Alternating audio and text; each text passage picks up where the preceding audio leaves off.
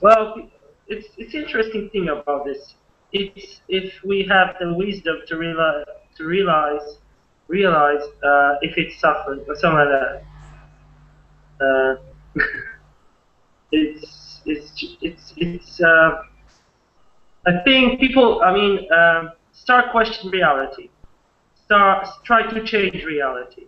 Then you're gonna see suffering. That's what I would say. Just people they want to change the reality they live in or they experience. Then you become aware that you cannot change reality in this way. You just I don't know. Anyone agree on this? It's all about perception. Change your perception. That's right. Yeah, that's another step. But not reality. Right? Yeah, it's a Yeah, perception. that's another step.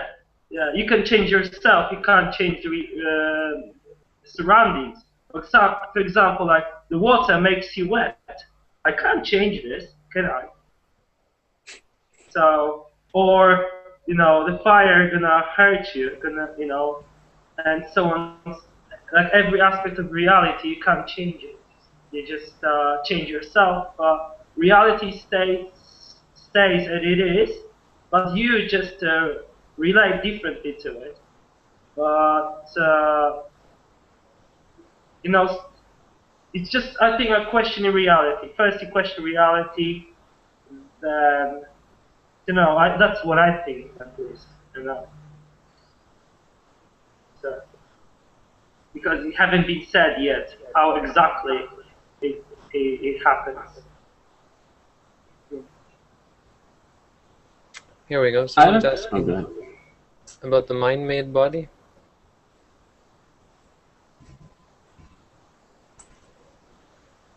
You have a question? Was that an I have a question moment? No, I was going to chime in, but... Oh, go ahead. I'm not recording, but go ahead. Oh, I don't know if this is a Buddhist thing or not, but I think it kind of learning to I think earlier, just a bit earlier, we were talking about acceptance. And it's this is difficult, but I've learned to just kind of accept the world and accept my surroundings, and that includes even the frightening things in life, even the ugly things that people say, and the violence in the world. It's not easy, but it's a part of the world, and it's just a part of the experience, and it goes with all of the rest of it. So the beauty and the discord are just that's just the way that it is, and not making excuses for any violent type of behavior or anything like that, but just accepting it, in the general way. Yeah, you see, I accepted they exist. You can accept they exist. Do you actually? You don't have. Well, you can accept, and then what? I think I get what you're talking about. Because like what we were talking about earlier, you're saying is sometimes you do want to change your life. Is this the deal? What you're getting at is that, well, maybe sometimes you should try to escape certain situations, right? Yeah. Is that what you're asking? No, I mean. I'm all for that. Kind of in general. Just kind of in general. Okay, the life's bad. Life's hard. Yeah. And accept this. I accept that. Yeah. I mean, it's and then what? Much better yeah, it's not, see, Buddhism isn't about just accepting things, it's about giving up things and letting go of things. So if you see that something is useless, is meaningless, then you should completely give it up. So it's not the important word is not quite acceptance, because that doesn't really work. If something, acceptance is in terms of not hating it, right? But Yeah, exactly. There's a part of me that actually psychotically hates the world. well, then So, yes, you have to learn to give that up. And so in some sense there's an acceptance, but it's not really acceptance, it's seeing the futility of hatred. What the truth of what comes on the Buddhist path is the giving up of the hatred. The seeing that the hatred is useless, is meaningless, is unbeneficial, and therefore actually giving it up. So you do actually leave behind things like hatred and attachment, and moreover you give up situations. So this discussion about becoming a monk, I think that's very much a part of the Buddhist path, to leave a situation when you see it as being useless. When you see that the home life is useless, I think that's a very good reason. If you're just so angry at having to deal with people, for example, and so you become a monk, it's not a very good reason to become a monk.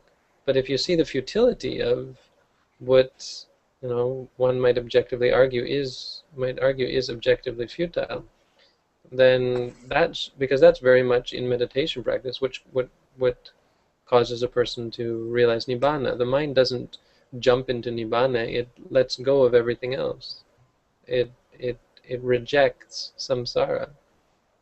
So there is actually a rejection as a part of the attainment of enlightenment.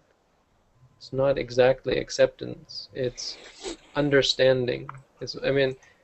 It sounds nice and I always tell people to kind of just accept, but you have to be clear that there's another step, and it's the understanding. Because when you really understand something, you don't accept it, you give it up. You just discard it. somewhere in the layers of my mind, there are some negative things like hatred, and actually want to fight with the reality rather than accept Yeah. it. Can you get through meditation through there, or how you want to like repair your mind? How to get rid of it? I mean, not get rid of it. How to transform it? Or Get rid of it. Get rid of it. For sure, get rid of it. You get rid of it through understanding. Get rid of all the bad stuff. through the wisdom, right? Yes. The problem is not trying to get rid of it. The problem is how you try to get rid of it. Try to get rid of it by refusing it, or by denying it, by opposing it. No, that's not how you do it. Being angry, okay? Being angry. Well, you get rid of anger by understanding that anger is useless. That's what you do. In Buddhism, we don't try to change anything. We're not, the core of Buddhism is not to change anything. The core is to understand everything. In the sense of understanding all of ultimate reality. And there is a question: why I have to understand this stupid world first to become liberated? Who put me in this situation? I didn't agree on it. I didn't say I want to be here. Oh, but you did. You certainly did. No, I didn't. As far as I know, I didn't say I was Yes, but you don't know so life. much. Do you remember 100 years ago? Remember what you did 100 years ago? No. Well, that's not a very long time, so you don't have very much to go on. No. Do you not like being a human? Do you not like being a human? Do you not find food delicious or flowers beautiful? I feel like I'm 100% sure that I feel like I gave myself some purpose in life, and I follow my purpose in life. That's all I know. But You put yourself here. If a person does bad deeds, for example, they put themselves in jail. So then when they get to jail, they say, "I didn't want to come here. I didn't have anything to do with this. I didn't say, please put me in jail. What am I doing here?" Is that reasonable? no. I've done nothing wrong, okay? I don't. You know what I mean? If you hadn't done anything wrong, you wouldn't have been reborn. Okay. I know that you did something wrong because you were reborn. Sorry. This So reminds me of everybody an here Alan as Watts. well. The what? This reminds me of an Alan Alan, Watts lecture Ah, yeah. where he talks about being born, Mm. and he touches on that thing that's in our core. Sometimes when we become really angry, I've even said it at times. I didn't ask to be born, Mm. and Alan Watts briefly touches on this, and he goes, well, of course I did. I was the twinkle in my father's eye. I was a desire, and I deliberately got involved. I always kind of like that. It's interesting. I was the twinkle in my father's eye. yeah, that's exact. I mean, you know, just I don't. Well, I said everything about it really. Well, think about where Uh, you're going. Don't think so much about where you are, because that's really too subjective for us to be objective about. But think about where you're headed now. If you continue the way you are now, without, and I'm not trying to pick on you, but if any of us continues the way we are now, without developing ourselves further, where do you think you're going to end up? And then when you look at it like that, then you should be able to look backwards and say, oh, well, that's probably what happened in this life. That's how I got into this life. Look at what's going to happen. That's, much easier to see. Of course, you have to yeah, believe like rebirth and so on and karma and so on. But as Buddhists, we have a kind of a, working faith that, oh yeah, the Buddha probably knew what he was talking about. So now, of course, when you practice meditation, it all comes clear and you understand it for yourself. But shouldn't be that hard to understand that, if you do lots and lots of evil things, well, you're going to have to be reborn again. certainly somebody should become a Buddha in our lifetime, just to show us what That, exactly like. yeah, let's find someone to do that. Let's Owen. yeah. I vote Owen. Oh, thank you. Become a Buddha now and show us. Okay. Yeah. If only it were so easy, no? We need a Buddha, definitely. You had a Buddha. This is what they say. Countless Buddhas have arisen in the past, and we failed. We failed to take their teaching seriously. It's not, you can't blame the Buddha for not arising. The Buddha just arose merely 2,500 years ago, and you blew it. That's why you're here now. That's a sobering thought. What the heck was I doing? I must have been drunk in a bar somewhere, or living under a rock. I was probably an earthworm in the time of the Buddha.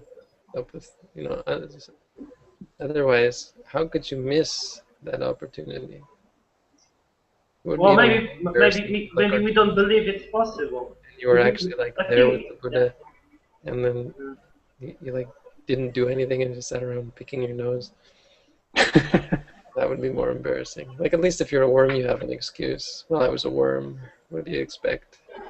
There were a lot of monks in the time of the Buddha, and I think, well, not all of them became enlightened. You got a lot of bad monks in the Vinaya talks about. Sorry, I just steamrolled over you. What was that about? What was that question all about? Forget. I'm recording it. What was this question about? I can't remember what.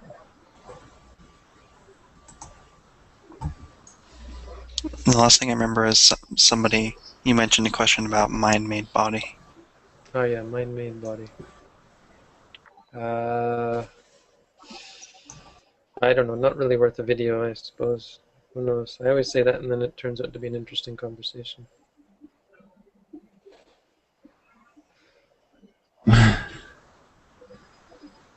Somebody asked a funny question. Are we still recording? No, but just let me touch on the mind-made body. Okay. I mean, best thing would be to look in the commentaries and to find someone who really knows what they're talking about. But it's basically what you find in an out-of-body experience. Yeah, it's something akin to having a new body. because remember, the body is just a conglomerate of experiences. So it's understood to be possible for the mind to limit itself or limit its bodily expression to this state, or to sequester itself, at least in an ethereal body. It's very difficult, and most people aren't able. But it's fairly common. You have all this anecdotal talk about out-of-body experiences where you feel like you're in a body, but you're floating around. And so, but I don't have much to talk about. Astral projection. Where is Kapila from Japan? Dude, I don't have a clue what you're talking about. He was in a couple of the groups. He was in a couple of the groups before. Really? Ah, Kapila. Ah, sorry. I was thinking about my meditators here from Japan. I don't have anyone. Haven't had anyone from Japan. Kapila from Sri Lanka who lives in Japan. Don't know. He's probably very busy. Japanese people seem to always be. No, that's horrible. I don't know. I think he must have lost contact because he knew that we'd stopped and just didn't get back into it. Comment? Do we have questions coming up? How are we doing? Maybe we should quit while we're ahead. 10 p.m. Nice to see Lama's still with us in the comments.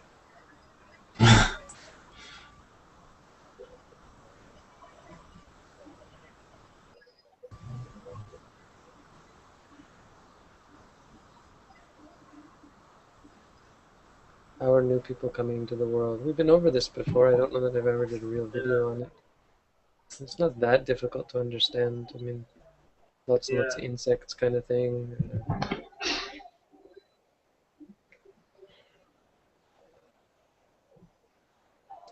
When we escape something, it's because we are afraid of it.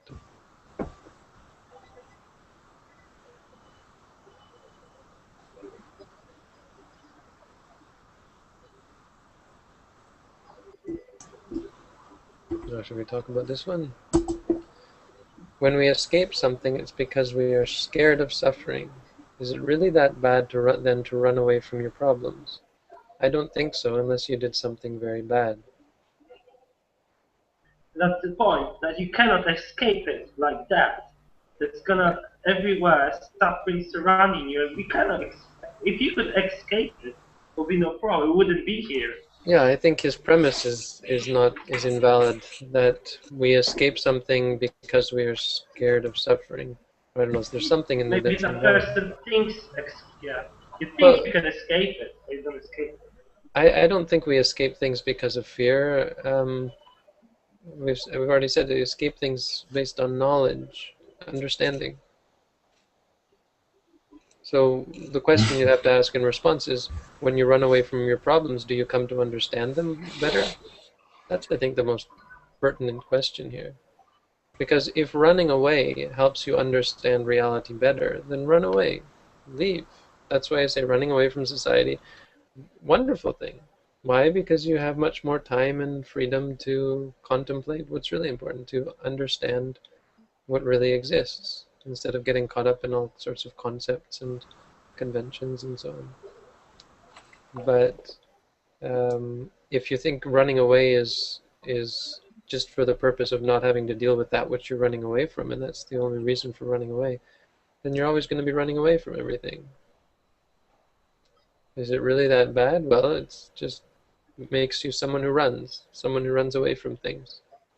I don't know. Do you like being someone who just habitually runs away from things? Then no.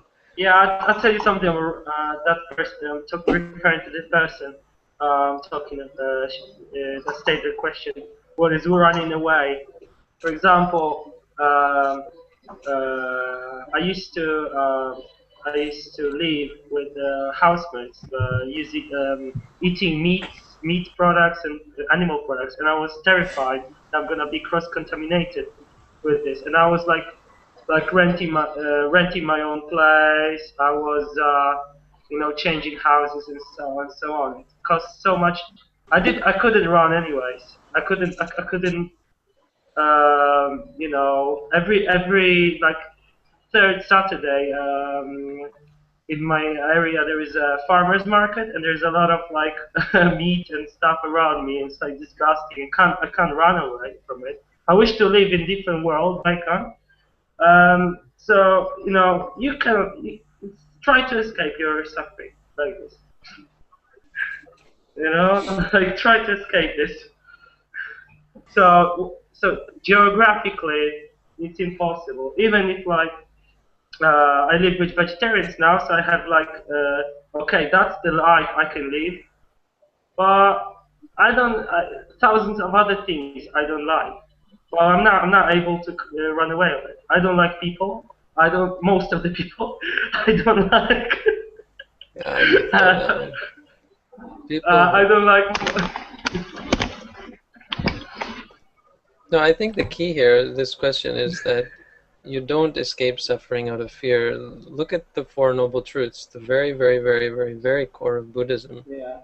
You actually have a lot of anger. Anger just kills fear. You're not afraid. You're kind of. Fear is a type of anger. But the point is that the first noble truth is understanding suffering. We have to get that through our skull, our heads. Think about that. If the first noble truth is to understand suffering, then it's antithetical to Buddhism to run away from suffering. It's not just off track. It's the exact opposite of learning about it and coming to understand it. Can you understand something by running away from it? Can you ever hope to understand it? Because that's what the Buddha said, not just understand, but understand completely. Pari means like parinibbana, but pari is like a circle. It means, you know, all around, or it just means completely. Nyaya means should be understood. Parinyayang, it is to be understood completely. So that implies something very, very different from running away from suffering. Think about that, because we always hear Buddhism teaches the escape from suffering or freedom from suffering. But that's not the path that leads to the freedom from suffering. The path that leads to freedom from suffering is to investigate and to be very much involved in the observation and investigation of suffering in order to understand it fully. How can you understand something fully without observing it quite closely? So, sounds like it's going to be a lot of suffering. Yeah.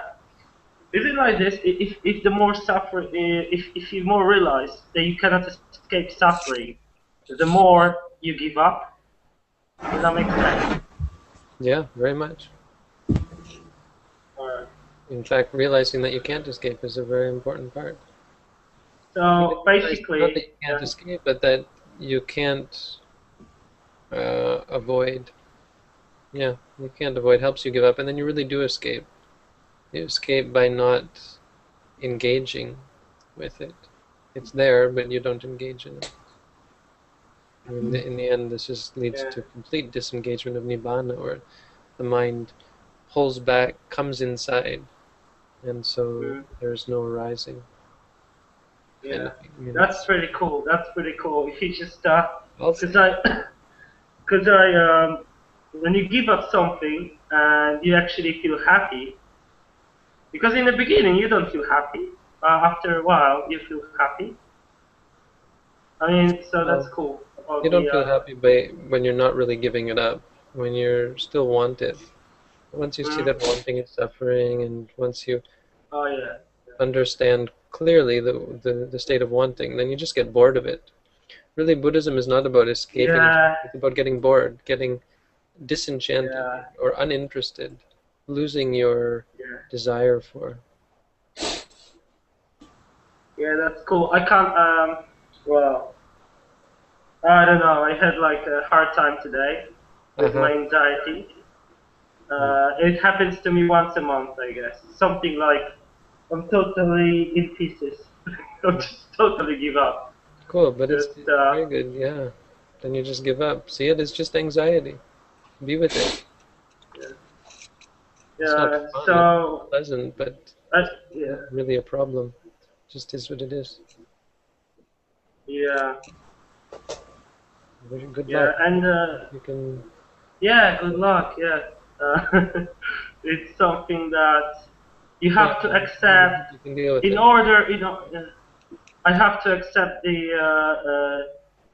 that that's gonna happen to me, and I'm not gonna be happy. I might not be satisfied. Uh, No. I will be Stop from looking time for to time very satisfaction. unsatisfied. Stop Sorry? look, Stop looking for satisfaction. Stop looking for a solution. Stop looking for an answer or a fix. That's really it's the hardest thing, but it's the only answer. To stop looking for a solution. Stop looking for an answer. No. Just see, yes, it is suffering, and to accept that. You accept. That's interesting. That's what you accept. You accept the fact that it is suffering. Doesn't mean you accept the thing that is causing you suffering and say, well, then I'll just suffer forever. That's fine. No, but you accept the fact that it's suffering and that it's, in that sense, not going to make you happy and not worth clinging to, not worth even worrying about. And then you let the object, you just discard it. You say, it is suffering.